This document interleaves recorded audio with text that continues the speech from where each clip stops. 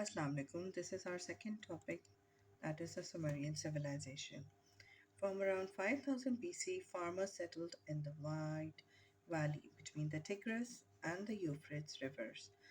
This area became known as Mesopotamia, which means the land between two rivers. The first civilization grew up in Sumer in the southern part of Mesopotamia. The flat land of summer was good for farming, but there was very little rain once a year. The two rivers flooded, soaking the dry ground. The Sumerians built ditches and canals to store the water and carry it to the fields. Farmers were soon able to grow more crops than they could eat. There was no need for everyone to farm, so people had time to learn specialized skills such as pottery and weaving. At first, the Sumerians lived in the houses made up of reeds. Later, they learned how to make bricks from mud and straw. Small farming villages gradually grew into a huge walled cities, each with its own temple.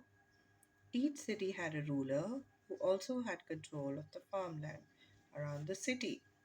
Cities organized like this are called the city states. The invention of the writing, farmers had to give part of their crop to the temple, and temple officials needed to know if a farmer had paid this share. Writing probably developed as a way of recording the information. At first, people drew simple pictures of the objects they wanted to record. The pictures were drawn one below the other on a piece of wet clay. Later, people turned the clay around and wrote from side to side, and this stopped them from smudging the pictures they had already drawn. Because of the shape of the reed pen, the pictures gradually changed into wedge shaped symbols, which we call cuneiform writing. Cuneiform means wedge shaped. Crafts and trade. There was no stone, metal, or strong wood in summer, so all these things had to be brought in from other lands. In exchange, the Sumerians sold grain and wood, as well as the pots and metal objects they made in their workshops.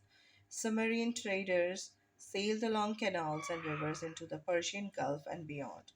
They traded with merchants from as far as the Mediterranean coast in the west and Indus Valley in the east.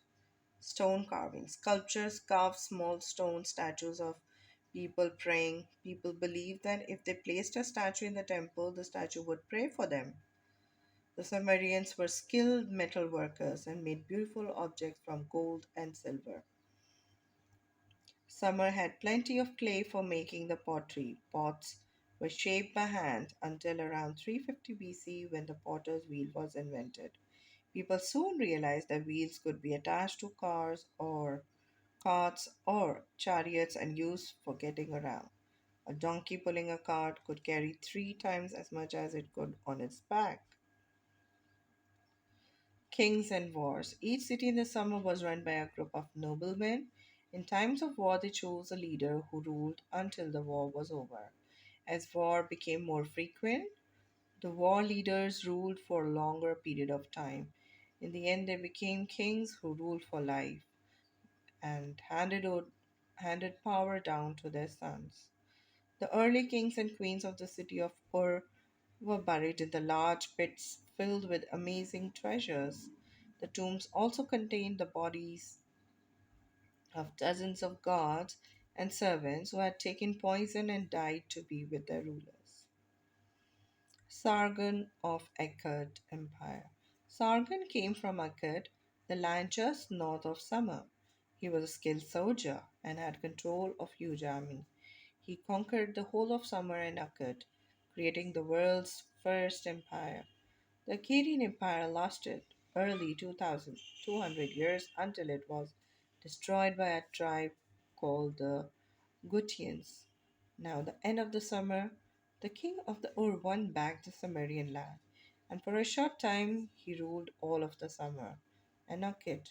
Around 2000 BC, Summer was invaded by a tribe known as the Amurtis. and the land split up into many small states and later became the part of Babylonian Empire.